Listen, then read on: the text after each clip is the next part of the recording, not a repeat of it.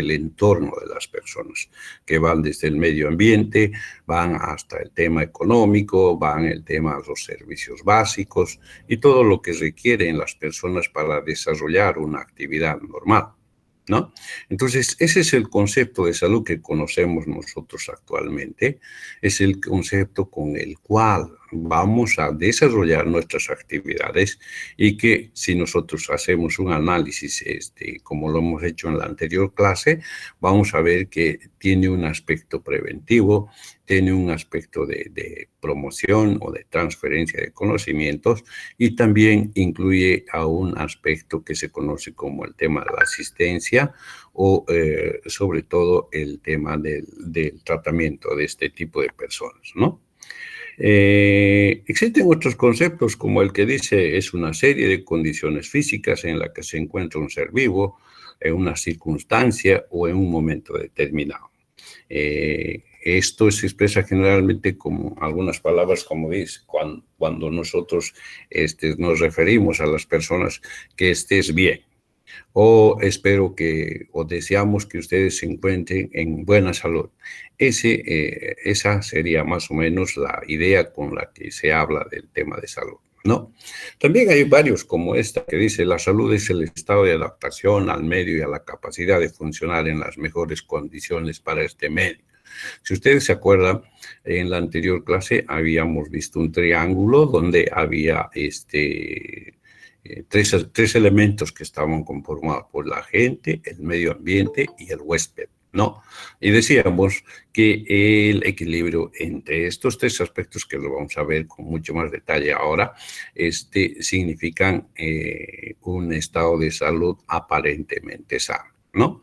Decimos aparentemente sano porque muchas de las personas, muchos de la población que tiene todas sus actividades normales, no tiene manifestaciones, es posible que estén llevando alguna patología en un periodo inicial, lo cual no siempre va a mostrar sintomatología.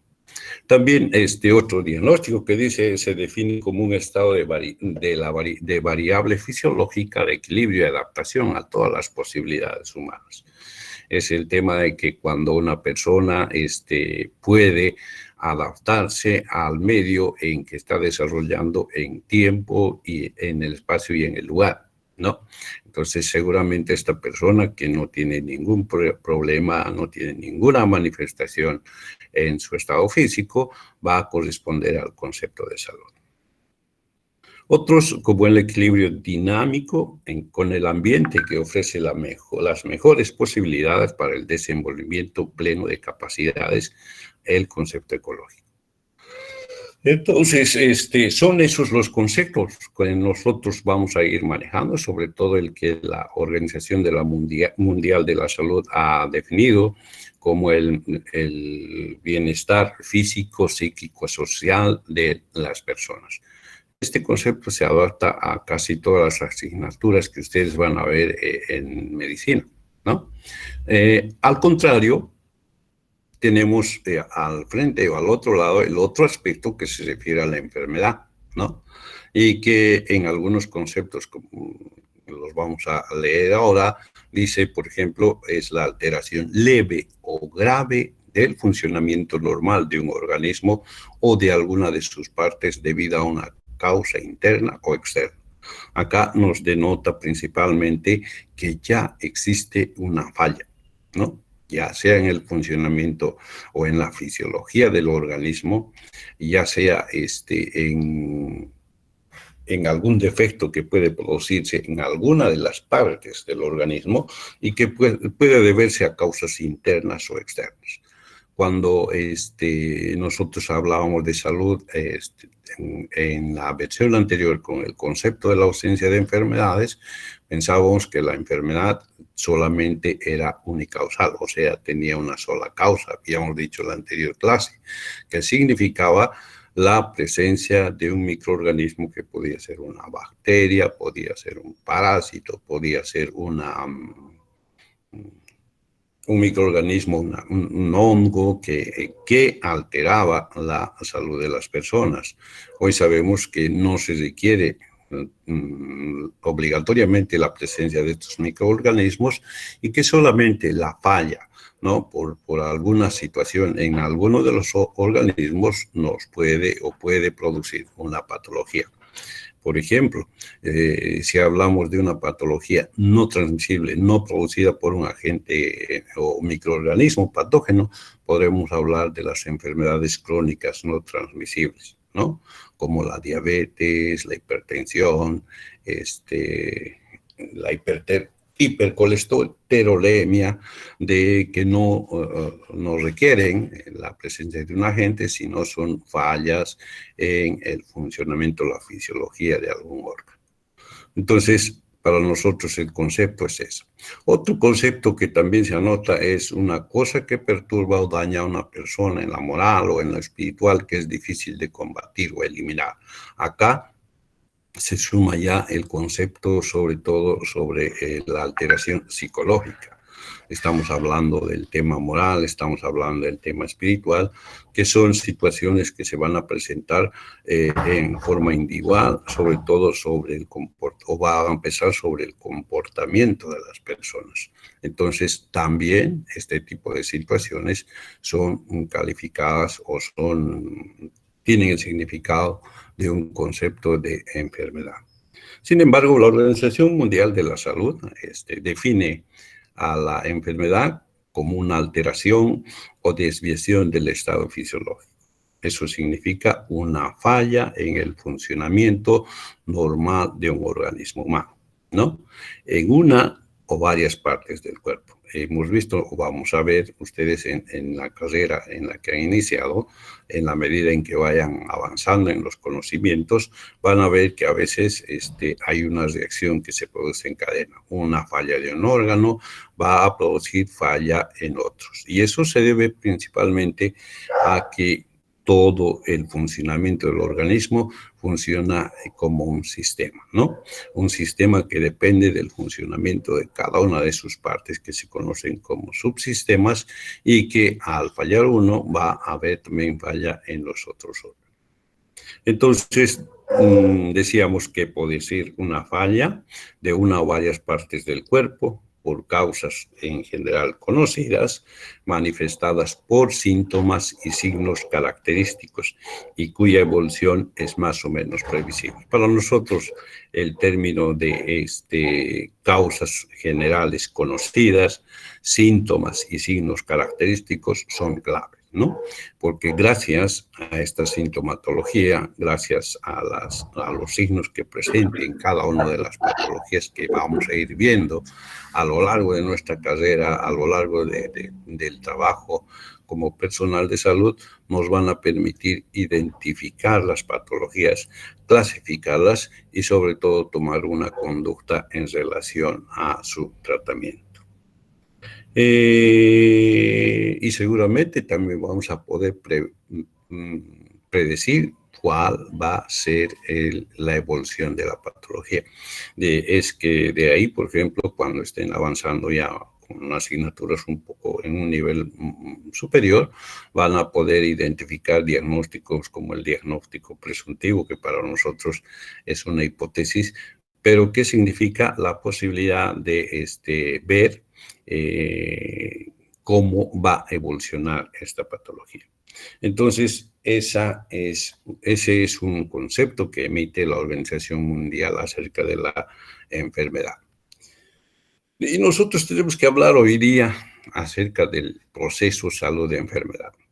Cuando hablamos de proceso, estamos hablando de una serie de actividades que se cumplen para conseguir un resultado. En la primera clase también habíamos referidonos un poco acerca de los sistemas abiertos, en la teoría de sistemas que nos enseñan en colegio, donde los elementos principales de un proceso son un punto de entrada, o sea, generalmente significado por la materia prima, en este caso para nosotros serían los enfermos o las personas que requieren los servicios de salud. Está en la parte media todas las actividades que nosotros como personal de salud vamos a desarrollar para mejorar la salud para resolver el problema de salud que los enfermos nos plantean. Y seguramente después de este proceso, que va a incluir muchas actividades como el diagnóstico, laboratorio, medicación, enfermería, fisio, todo lo que se requiere o todas las actividades que se cumplen para sanar a este paciente son parte del proceso. Gracias a esto vamos a conseguir un resultado. Es que el paciente que ha entrado enfermo pueda recuperar o sanar de su patología. Entonces, a todos estos tres pasos se conocen como proceso salud-enfermedad. Antes, también el tema del proceso salud-enfermedad ha ido evolucionando, ha ido cambiando, ¿no? De pronto nosotros podemos acordarnos cuando seguramente sus padres o alguna persona mayor les van contando y todavía indican, ¿no? Tal persona ha enfermado. Y los abuelos todavía cuando tenían ese pensamiento decían, sí, le está castigando Dios, ¿no? Eso está ocurriendo porque son brujerías, ¿no? Entonces es una primera parte, podríamos decir, o la primera forma en la cual anteriormente se manejaba el tema del proceso salud de enfermedad. Empezaba en que este tipo de patologías se empezaba principalmente en el tipo de creencia. Cuando se pensaba que la enfermedad como causa tenía sobre todo el tema de las creencias, la religiosidad, la espiritualidad y todas esas cuestiones. Entonces, para nosotros, sobre todo, es el proceso de salud de enfermedad a todas las actividades que se desarrollan desde un estado de aparentemente sano hasta un estado con quebrantamiento de este estado, ¿no? A la que la conocemos como enfermo. Todas las actividades que van entre estos dos aspectos están dentro del proceso de salud de enfermedad. Entonces, proceso de salud de enfermedad para nosotros son los pasos o que se producen cuando hay un cambio de estado, sobre todo. Ahora, les decía hace rato, les hablaba del tipo de pensamiento que tenían las personas anteriores. Y de acuerdo a la nueva forma de encarar la salud, de acuerdo a ver un poco la historia y la evolución de la medicina, se clasifica en varios modelos, ¿no? Por ejemplo, el modelo biomédico, que correspondería a la antigua forma de ver la medicina, en la cual decíamos que la causa principal de las patologías era la presencia de una causa. En este caso, para nosotros, las causas eran biológicas, eran los microorganismos, las bacterias, los virus, los parásitos, que eran la causa principal de la patología, ¿no? Teníamos luego, del 1972, después de la Asamblea de Alma Ata, donde se cambió el concepto, se cambió la concepción de la salud de una medicina asistencial a una medicina integral, a una medicina en la cual muchos aspectos que antes no se tenían cambiaron, ¿no? Y también se cambió el concepto de la salud a un concepto más integral que incluía no solamente a la causa biológica, sino también a causas psicológicas y a causas sociales. El concepto entonces es el completo bienestar de las personas, física, psíquica y social. Entonces, este conjunto de hechos se conoce como el modelo biopsicosocial, ¿no? Entonces, es el segundo modelo con el cual se ha ido manejando. Últimamente, o sea, hace unos años, bueno, no tan pocos, buenos años atrás, se ha visto que es muy importante el entorno de las personas en el tema de la producción o la causalidad de las enfermedades.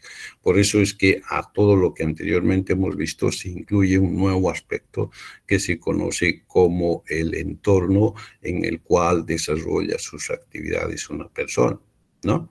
Y a este modelo que incluye a este aspecto se conoce como el modelo ecológico. Entonces, nosotros en la evolución de la epidemiología tenemos que considerar estos tres modelos. Actualmente el que se está utilizando es el modelo biopsicosocial, al que se incrementa el tema del modelo ecológico y toma en cuenta sobre todo el entorno, el medio ambiente como aspecto importante en la producción de patologías. Entonces son estas las formas en las cuales la medicina y la epidemiología desarrollan sus actividades actualmente. Les decía, el modelo biomédico es, como les he indicado anteriormente, aquí está la parte teórica que ustedes seguramente para recordarlo pueden leer, y nos dice modelo biomédico, se basa en la concepción patologista, principalmente en la que es la enfermedad, la salud es la ausencia de la enfermedad y todo lo que anteriormente habíamos indicado. El modelo biopsicosocial, que toma en cuenta los aspectos biológicos, los psicológicos y además del tema social. Y en el tema ecológico, que incluye como un factor importante de producción de la patología, sobre todo a la ecología, o se refiere al entorno de las personas. En el tema de las causas, ya en el proceso de salud de enfermedad, debemos también indicar que ha habido una evolución, ¿no? Dentro de lo que se conoce la medicina y también en la epidemiología. De principio se pensaba en una única causalidad, que significaba que las patologías o cualquier tipo de patologías que afectaba a la población, se pensaba que solamente estaba producida por una causa. Por ejemplo, en el tema de la tuberculosis, la única causa que producía la enfermedad era la presencia del bacilo de Koch, ¿no? Y en cualquier otra patología. La causa era la presencia del agente o el microorganismo patógeno que iba a producir la patología. Luego se ha ido cambiando precisamente al tema de la multicausalidad, cuando el pensamiento médico indica que no solo los microorganismos biológicos producen la enfermedad, sino otro tipo de factores, factores que, como en el concepto anterior anotan, el tema psicológico, el tema social, que son factores que van a producir. En este caso, sí, ya no solo se piensa que el bacilo de Koch es productor de la tuberculosis, sino la situación, por ejemplo, económica de los pacientes, ¿no? La situación de sus servicios básicos, la situación del hacinamiento por el número de hijos que pueda tener.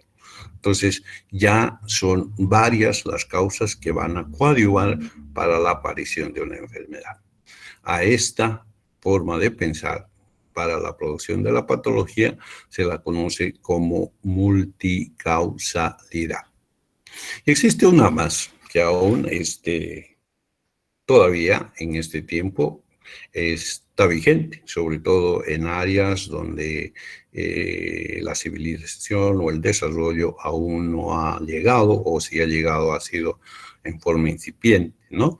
Sobre todo la idea de que las enfermedades son un castigo de algún ente superior, ya sea religioso, ya sea del diablo, ya sea un embrujamiento, o sea que es una causa en la cual la población todavía le echa la culpa o señala como causa de una patología a este tipo de situaciones. Generalmente es característico de poblaciones donde la espiritualidad, podríamos decir, es bastante alta, la religiosidad también es bastante alta, ¿no? Entonces, para nosotros, entre las causas, sobre todo cuando estemos viendo el tema del proceso de salud de enfermedad, tendremos que ver en la unicausalidad, la multicausalidad y la ecléctica que acabamos de mencionar. También habíamos visto en la anterior clase como una herramienta, lo habíamos mencionado solamente, que en la medida en que ha ido evolucionando y se ha ido identificando poco a poco todo lo que acontecía en el proceso salud y enfermedad, se descubrieron estos tres elementos que luego van a ir a componer otro mayor, que es la cadena epidemiológica, pero que de principio se la conocía como triada epidemiológica, ¿no?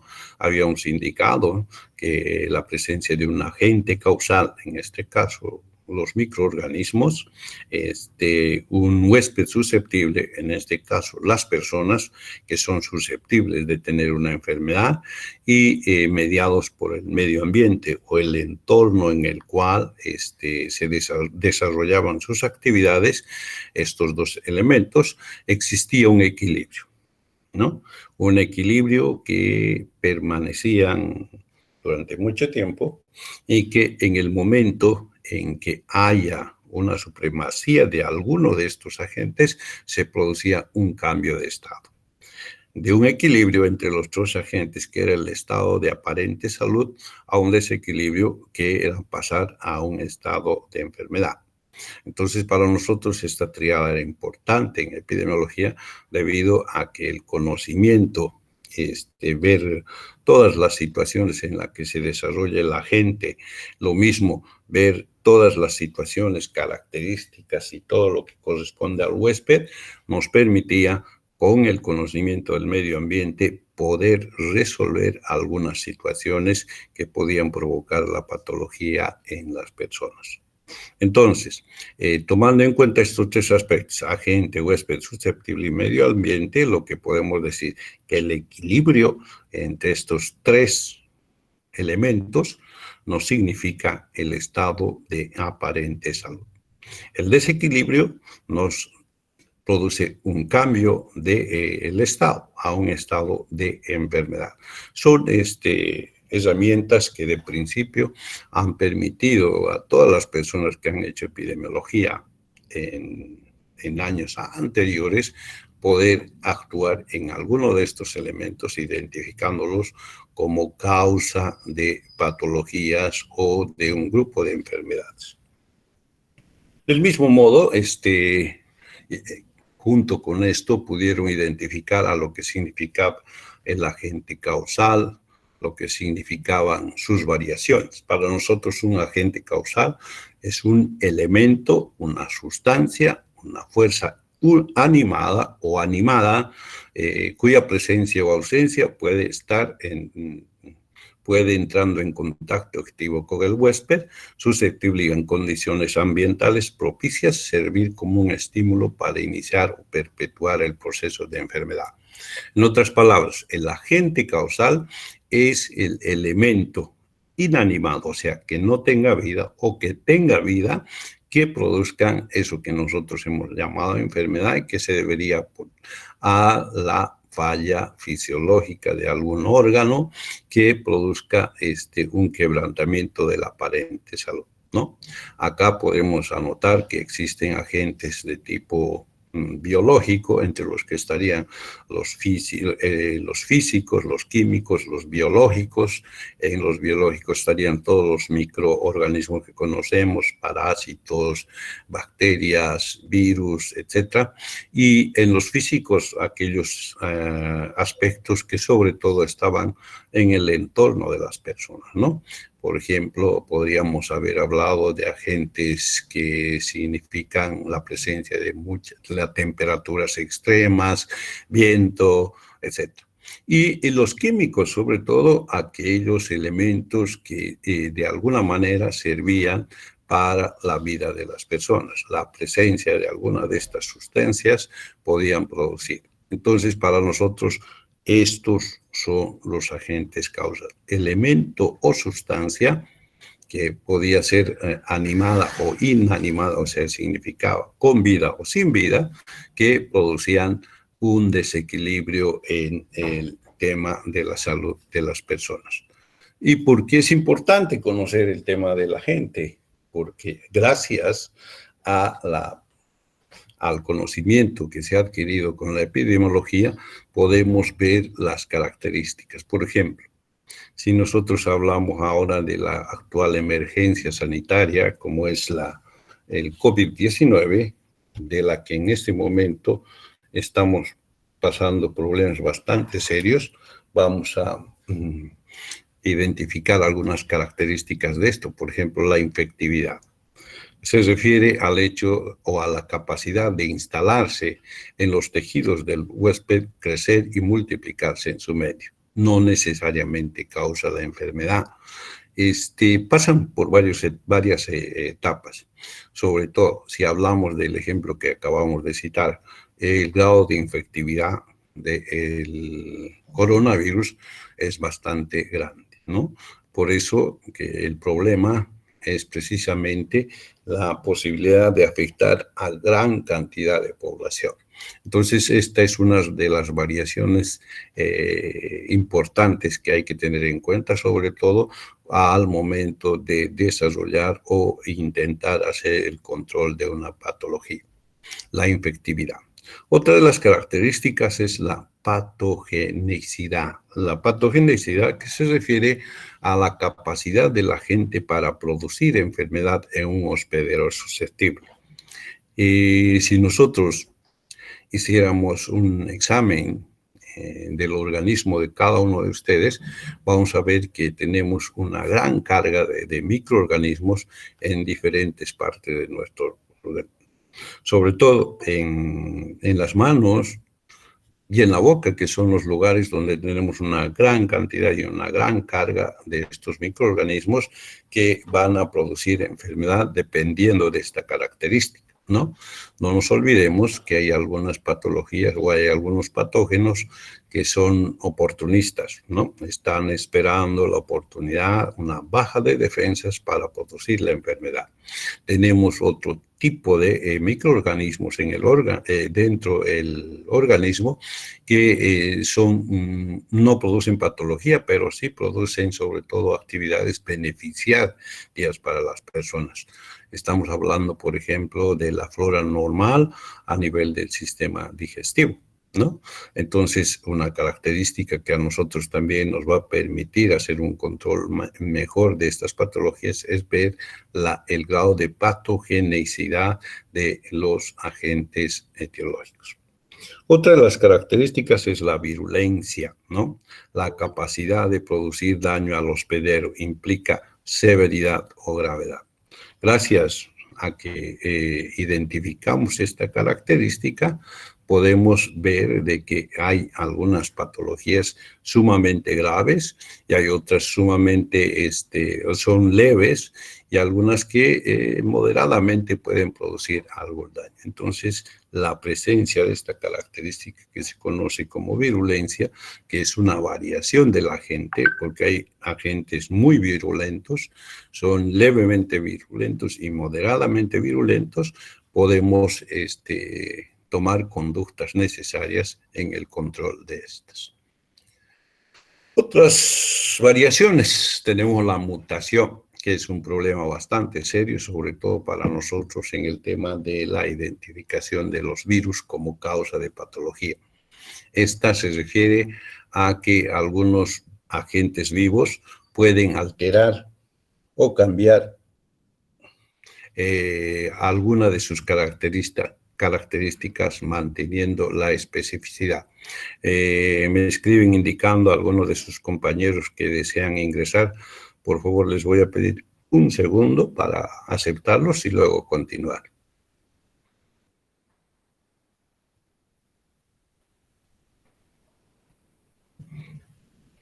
Si hay alguno de sus compañeros más que esté esperando, por favor, aprovechen este momento para poder ingresar. Bien, continuamos entonces.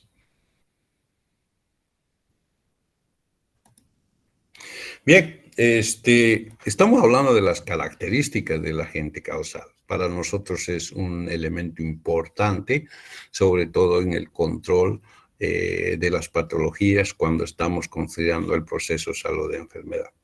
Otra de las características es la antigenicidad, que para nosotros sería la capacidad de producir respuesta inmunitaria, es decir, estimular la producción de defensas específicas.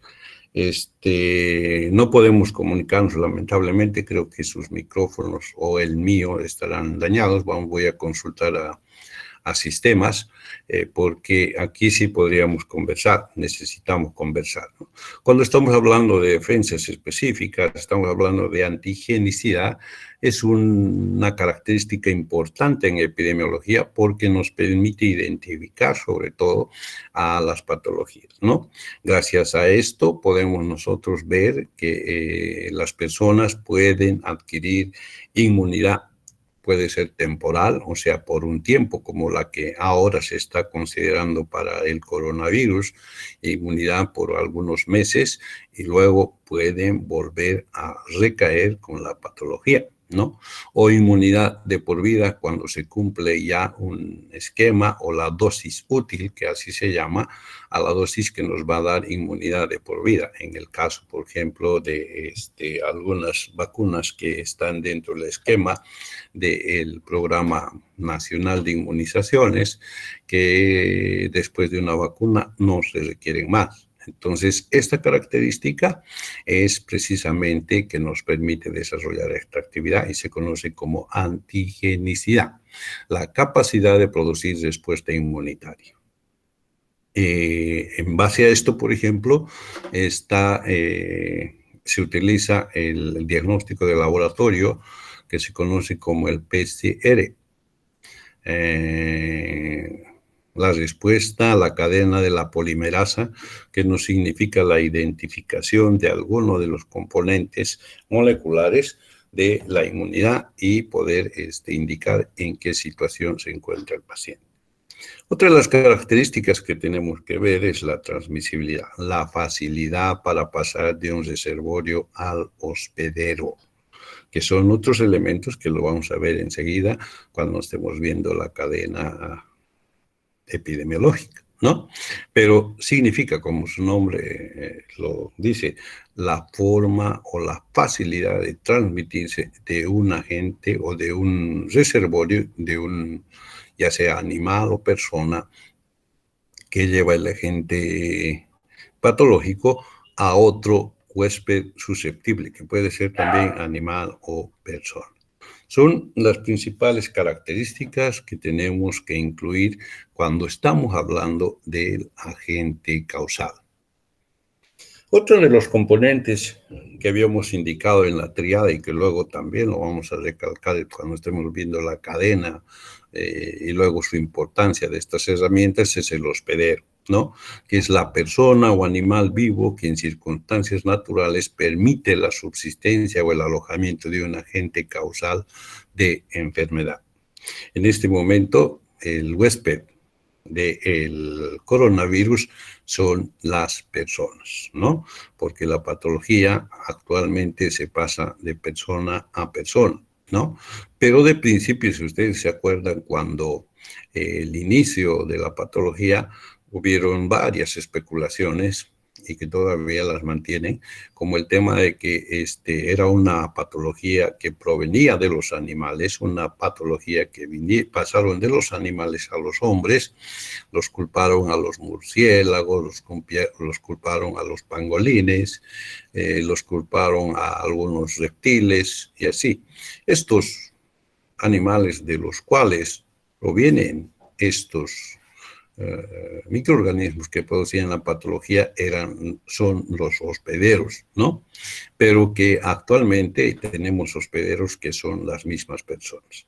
La transmisión en el caso de coronavirus, ¿no? Es de persona a persona, o sea, de una persona enferma a una persona sana o susceptible, así se la llama. Entonces, para nosotros es importante, y en esto vamos a identificar cuando ya estemos llevando patología específica sobre estos temas, que existen huéspedes, por ejemplo, que requieren obligatoriamente de otro huésped intermediario donde van a desarrollarse o van a completar su evolución antes de pasar a otra persona y producir la enfermedad. ¿no? A diferencia de lo que hace rato hablábamos, de que algunas patologías van de persona a persona, o sea, directamente. Entonces van a requerir un medio de transporte que se conoce como vector principalmente, y lo vamos a ver cuando estemos viendo la cadena epidemiológica. En el tema de las variaciones, sobre todo hay que anotar una de las variaciones más importantes, que es la inmunidad, que se refiere al estado de resistencia de las personas, ¿no? El grado de resistencia, el grado de defensas que pueda tener. Nosotros, en base a esto, por ejemplo, en epidemiología y en el proceso, se ha identificado dos grupos. Un grupo que es inmunológicamente competente, eso significa que sus defensas sí tienen la posibilidad de resistir cualquier tipo de patología, ¿no? Otras no competentes o deficientemente competentes. Eso significa de que son grupos que tienen sus defensas o sistema inmunológico insuficiente, ¿no? Como los grupos vulnerables que conocemos en el tema del coronavirus, y que si nosotros los volvemos a citar son los niños menores de 5 años, las mujeres embarazadas y los hombres arriba de los 60. ¿Y debido a qué? Debido a que los primeros, o sea, los que están en edad infantil, están con su inmunología en formación, ¿no? Las segundas, las embarazadas, son personas que están compartiendo de alguna manera su sistema de defensas con el nuevo ser que están desarrollando. Y el tercero, las personas mayores, que más bien tienen su sistema inmunológico en degeneración. Estos los hacen a que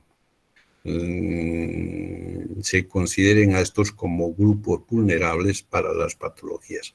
Entonces, es una variación que tienen los hospederos en el tema de la inmunidad, pero hay que tener en cuenta también de que la inmunidad viene en dos formas: la natural o la innata, aquella con la que se nace o se va produciendo en la medida que avanza, y la artificial, aquella con la que necesitamos de la presencia artificial de un elemento que produzca las defensas en el organismo. En este caso entran las vacunas, sobre todo, que van a producir este tipo de inmunidad. Ya en el medio ambiente, hablando como el tercer elemento que tiene que ver con el equilibrio de estos elementos y la salud, es el medio ambiente, es el entorno, las condiciones, los aspectos físicos, químicos o biológicos que puedan contener, son parte de este tipo de elementos que se consideran como también coadyuvantes de la patología. Acá podemos ver que el medio ambiente es el entorno, como les decía anteriormente, en el cual van a desarrollar su actividad las personas, ¿no? Ya hemos dicho que puede tener el aspecto físico, el aspecto socioeconómico o biológico. En el físico hablamos de todo lo que existe en el que está concerniente o es concerniente con el medio ambiente, ¿no? El clima, la temperatura, temperaturas extremas, mucha calor, mucho frío, viento, la geografía, los diferentes pisos ecológicos, altiplano, valles, subtrópico, trópico, llano, que tienen también que ver con la posibilidad de coadyuvar y aparición de una patología. El tema socioeconómico, la promiscuidad, el hacinamiento, la drogadicción, las delincuencias, que son aspectos también que tienen que ver con el tema de la salud. Y lo biológico, la flora y la fauna del medio ambiente, que tiene que ver también con la producción de enfermedades. Este triángulo epidemiológico, que de principio nos permitió identificar los principales elementos que producían o eran causa de patología debido al desequilibrio, ya sea a la supremacía o a la disminución de los elementos de los que constaba, ha ido evolucionando, ha ido mejorando. y que actualmente se lo conoce como la cadena epidemiológica.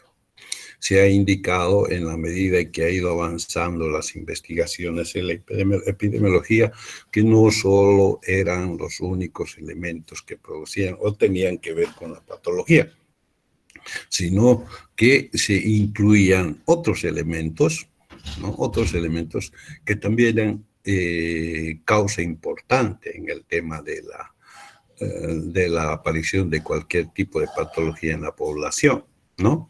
A esta triada se han ido aumentando elementos que los vamos a identificar y conocer.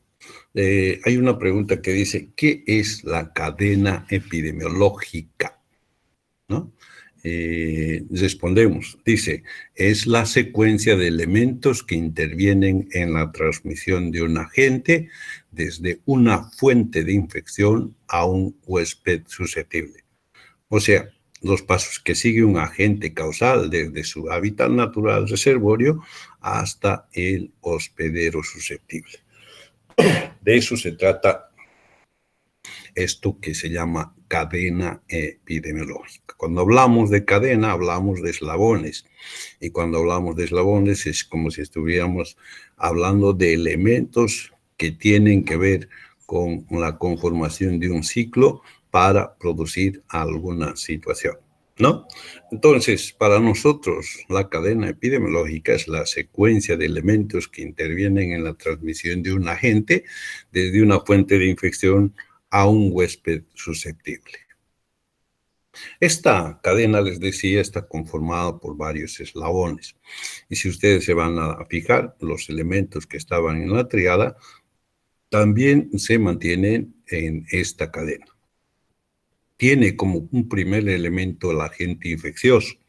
El agente infeccioso en el cual vamos a considerar que se trata principalmente de un elemento animado o inanimado, que puede ser biológico, puede ser físico,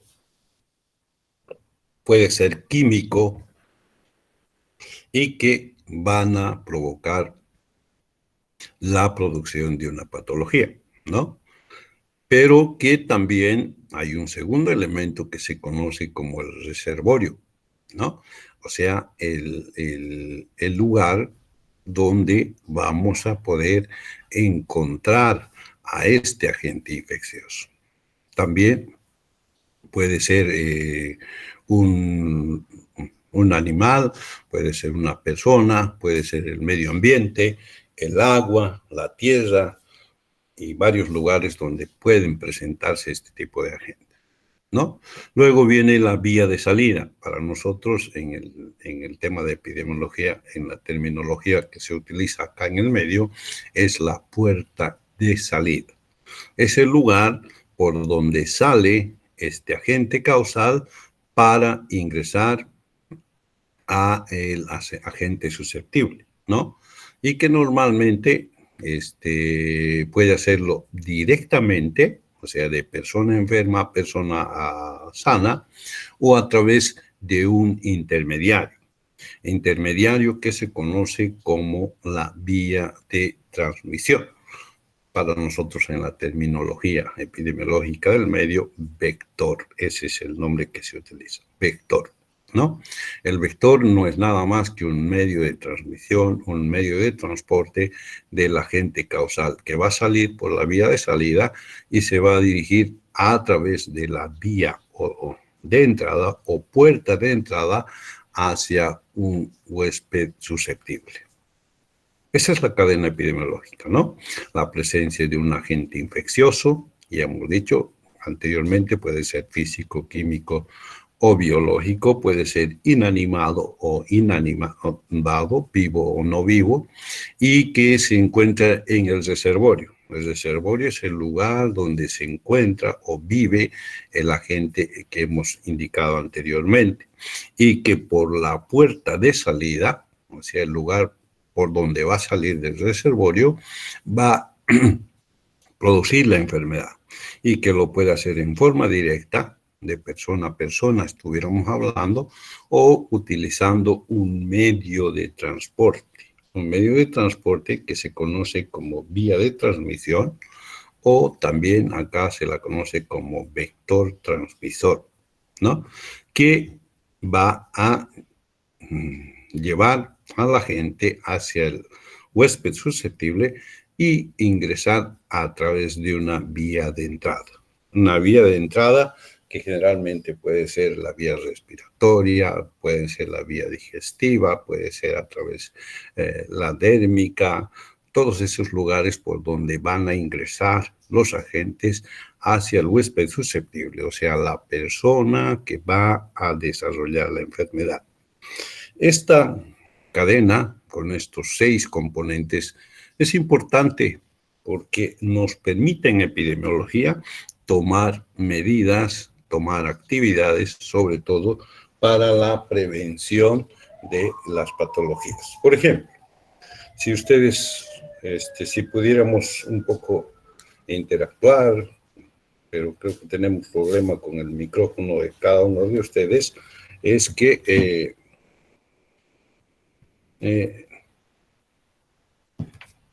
podríamos identificar, por eso, por ejemplo, en el caso del agente infeccioso, del coronavirus, que, a ver, otro ejemplo más claro que conozcan, el dengue. Bueno, el dengue es una epidemiología epidemiología temporal que se produce en la región y que generalmente su control se la hace a través del control del vector. O sea, para nosotros, después de hacer el análisis, la cadena epidemiológica del dengue, que estaría compuesto por el agente infeccioso, un virus, el reservorio, que para nosotros sería un mosquito, ¿no? La vía de salida sería la probóscide del mosquito, la vía de transmisión sería el vector, en este caso el mosquito, la vía de entrada la picadura del mosquito y el enfermo sería la persona susceptible. Nosotros en epidemiología, al identificar estos agentes, podríamos decir en cuál de estos eslabones podríamos hacer el control de la patología. Y hemos descubierto que si vamos a destruir al medio de transmisión, ¿no? De transmisión o al vector que produce la enfermedad, vamos a poder disminuir o eliminar cualquier brote del dengue. ¿Y cómo se hace eso? Nosotros tomamos medidas como el tema de la eliminación de criaderos de mosquitos, la eliminación de larvas, la eliminación de huevos a través de ovicidas, cortando esta cadena, cortando la cadena, disminuyendo la vía de transmisión, vamos a permitir que la patología no avance. En algunos casos, como en el caso de la influenza, no podemos hacer el problema de la vía de transmisión porque no hay vectores, pero sí lo que hacemos es que en el caso de la influenza, que actualmente existe un número elevado de casos, nosotros utilizamos al huésped susceptible, actividad en el huésped susceptible y la actividad que desarrollamos para disminuir la presencia o la incidencia es vacunar al paciente. Vacunamos con una vacuna que va a permitir darle inmunidad y evitar la presencia de la patología en las personas. Entonces, por eso es importante la cadena epidemiológica, que no es nada más que una ampliación de las fases que se producen o de los elementos que existen para la producción de una patología. Esa es la cadena epidemiológica principalmente. Y también recordarles que en la anterior clase habíamos hablado del proceso salud-enfermedad y que gracias a estos dos epidemiólogos, Level y Clark, epidemiólogos ingleses, que habían descubierto o habían trazado, gracias a su investigación, el camino que se produce en la historia natural de la enfermedad, ¿no? Y ellos nos han descrito 1, 2, 3, 4, 5 pasos que tiene que cumplir una enfermedad.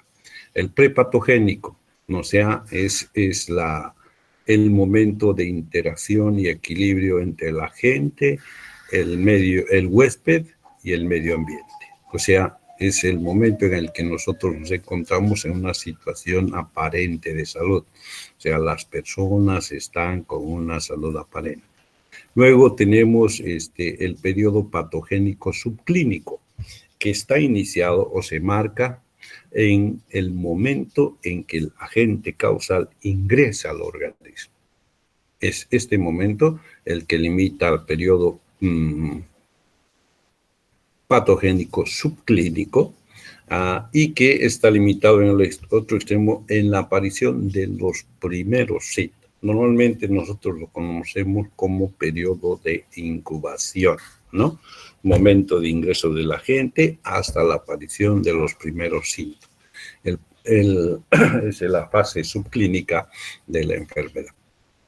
Y luego tenemos la fase prodrómica, que en algunos casos se sobreentiende, pero lo vamos a nombrar ahora, que se refiere a las primeras manifestaciones de la patología y que generalmente se los conoce como sintomatología general, ¿no? Por ejemplo, en el caso de la gripe, o diré de la influenza, se inicia con síndrome gripal, fiebre, dolor de cabeza, que son síntomas generales que se presentan casi en todas las patologías. En el sarampión también, ¿no? Se inicia por un síndrome que tiene esos síntomas generales, dolor de cabeza, fiebre, malestar. Entonces, a estos signos se llama la fase prodrómica o al inicio de las manifestaciones clínicas. Luego tenemos al clínico, donde la patología se declara, se presenta toda la sintomatología con todas sus consecuencias y que después de un proceso va a terminar en una última fase que se conoce como la fase de resolución, ¿no? Donde el paciente logra mejorarse, logra resolver el problema de salud y generalmente va a sanar del cuadro. A estos pasos son los pasos que se conocen como la historia natural de la enfermedad o el proceso salud-enfermedad. Todo lo que anteriormente hemos indicado, o sea, todas las herramientas nos sirven para identificar este proceso que también nos va a facilitar en la conducta que va a tomar la medicina en relación a una patología. Es esto, en realidad es la graficación que estos biólogos, epidemiólogos han graficado y han descrito. Todo lo que anteriormente hemos indicado está en este cuadro con todos sus aspectos. Desde el momento del estado de salud, el estado de cada una de las fases del proceso, y que también a nosotros nos sirve sobre todo para identificar los niveles, ¿no? Por ejemplo, en el periodo prepatogénico, la actividad de prevención que se hace en epidemiología se conoce como prevención primaria, ¿no? En la que su principal actividad para nosotros sería el fomento a la salud. Eso significa educación, información, capacitación, en otras palabras, promoción de la salud. Nosotros capacitamos, promovemos a las personas para tener conocimientos de salud y ellos actúen en relación a eso. Luego tenemos la protección específica, son las inmunizaciones, las vacunas. Se vacuna antes de que venga la enfermedad, entonces es atención primaria. Luego tenemos la prevención secundaria, diré prevención primaria. Luego tenemos la prevención secundaria, que ya se hace cuando el paciente ha sido diagnosticado y se intenta disminuir la patología, mejorar el cuadro. A estos dos aspectos, ya sea el diagnóstico o la limitación del daño, se conoce como prevención secundaria. Curación de enfermería, medicación, diagnóstico y todas esas actividades que se desarrollan cuando la enfermedad es más manifiesta, incluye a la prevención secundaria. Y la prevención terciaria correspondería al periodo de rehabilitación o recuperación del paciente. Paciente sano va a requerir que se haga, por ejemplo, fisioterapia, va a requerir que se hagan algunas otras actividades para su recuperación y rehabilitación, y se conoce como prevención terciaria. O nivel 3, nivel 2, nivel 1 de prevención. En otras palabras, un resumen del cuadro anterior es este, ¿no? La población sana generalmente va a hacer prevención de nivel 1, en la que se hace promoción de la salud y prevención específica, o sea, vacunación, ¿no? En la población enferma, cuando ya presenta y es manifiesta, hacer nivel 2 o el tema de la curación y tratamiento. Y en la población incapacitada, la rehabilitación, fisioterapia y todas esas situaciones que tienen que hacerse para resolver el problema.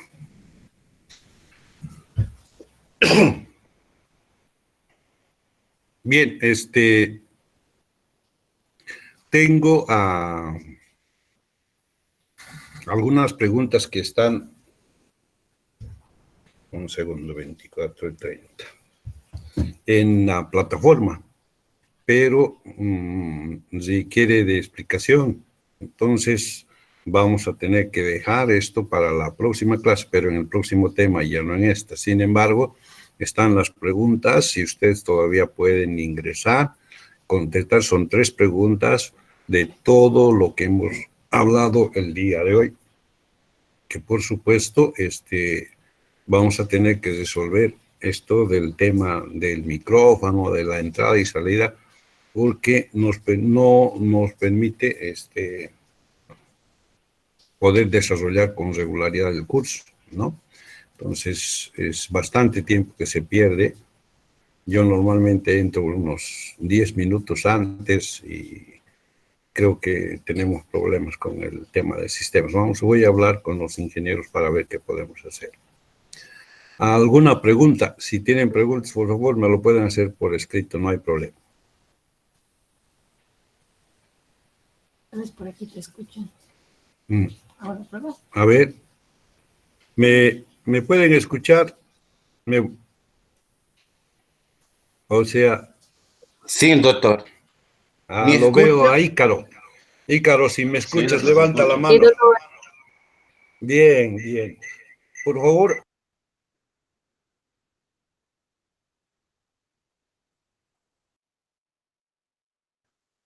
¿A ustedes me escucha? Cree que no, Ícaro. No, te escucho, tampoco. No te escucho. No, yo ya te puedo me está escuchar, escuchando, no, está dando ya algum problema no sistema. ¿Ya? Ya